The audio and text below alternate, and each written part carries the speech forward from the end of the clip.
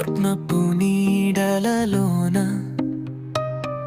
నీడగా నేనుండనా, వెన్నెలతో చేరి మాట్లాడనా, మట్టి వాసనలో మునిగిపోతున్నా, నింగిలో తార